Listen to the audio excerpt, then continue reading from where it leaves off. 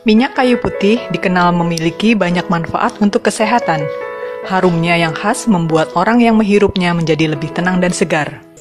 Khasiat yang baik dan potensi dari minyak kayu putih tersebut menjadi peluang bagi KPH Tarakan untuk mengembangkan tanaman minyak kayu putih di kawasan hutan lindung. Berdasarkan Peraturan Gubernur Provinsi Kalimantan Utara Nomor 28 Tahun 2016 tentang pembentukan tupoksi Dinas Kehutanan Provinsi Kalimantan Utara telah dibentuk 5 KPH di wilayah Provinsi Kalimantan Utara. Salah satunya adalah KPH Tarakan. Luas wilayah kerja KPH Tarakan seluas kurang lebih 7.000 hektar. Dengan fungsi hutannya, fungsi lindung.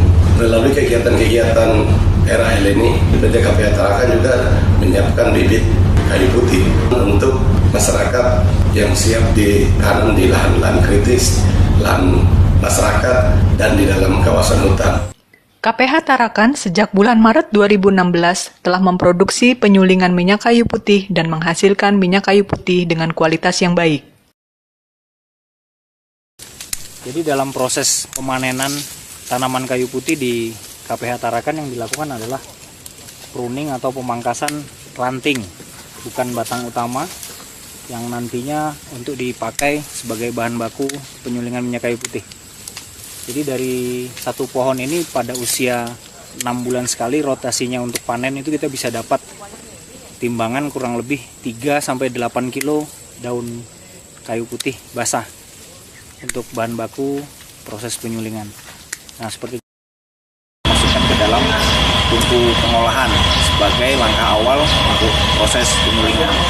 Pemanasan boiler ini kita lakukan kurang lebih 1-2 jam. Uap panas tersebut nanti akan dialirkan ke tungku bahan baku ini. Uap panas tersebut nanti juga akan membawa minyak. Dan kondisi panas itu akan mengalir ke tabung yang sebelah ini, kondensor, dan di kondensor akan terjadi proses pendinginan. Uap panas tadi sudah mendingin dan terpisah air dan minyak, dia akan masuk ke satu alat lagi di ujung, itu namanya separator, di mana di situ nanti akan terjadi proses pemisahan antara air dan minyak. Ya, ini merupakan hasil dari proses penyulingan kayu putih yang didapat minyaknya. Nah, minyak ini sebelum kita label atau dikasih kemasan, kita akan menyaringnya terlebih dahulu dengan menggunakan kertas saring.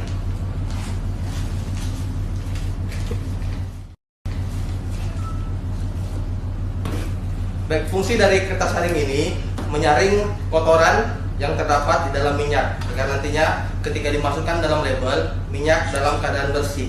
Setelah dimasukkan ke dalam botol, untuk kemasan 8, 30, dan 60 ml, kita juga melakukan pengisian terhadap sampel yang akan kita edarkan. Nah, kegunaannya yakni ketika produk tersebut kembali dari pasaran, setidaknya kita memiliki sampel bahwa produk tersebut keluarnya tanggal sekian.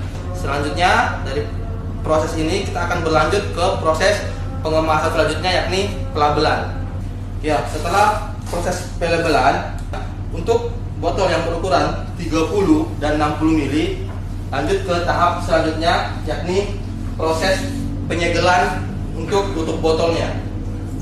Masyarakat dapat membeli produk asli minyak kayu putih ini di apotik-apotik yang ada di Kota Tarakan. Dan bagi masyarakat dari luar Kota Tarakan, dapat menjadikan minyak kayu putih ini sebagai oleh-oleh khas Kota Tarakan di pusat oleh-oleh yang dibina oleh UMKM Kota Tarakan.